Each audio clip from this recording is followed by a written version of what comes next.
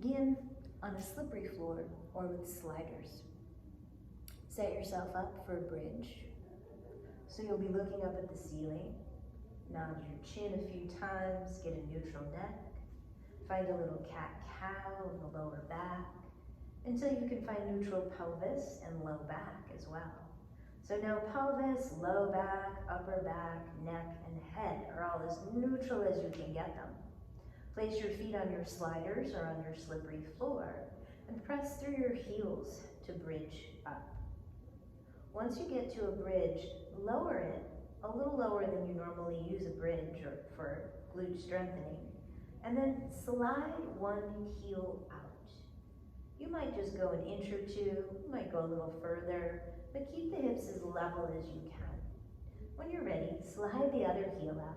Use a nice long exhale to stabilize every other part, the pelvis, the low back, and neck in particular. Do this a few times, just sliding, just a little exploration of how far can you slide one leg out using an exhale to compress through the core and stabilize everything except that moving leg.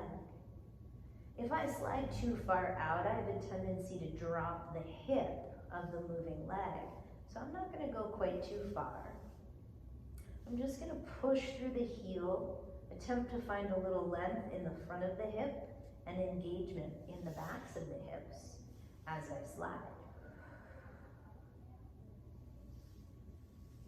And when this becomes easy, I might add some weights or a resistance band and continue that same action.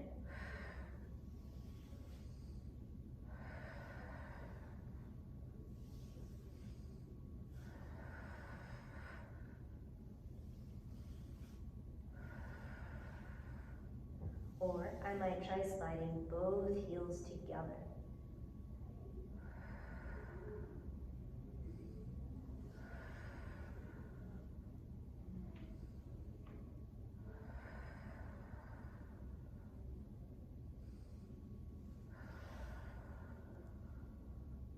Take this at your own pace, making sure that when you come down to rest, there's no extra tension in your low back. If you're feeling that, you may need to teach those abdominals to keep a little bit more stability through that lumbar area.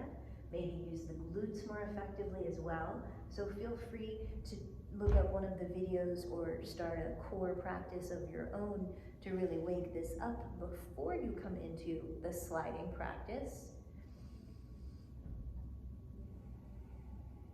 And set the breath.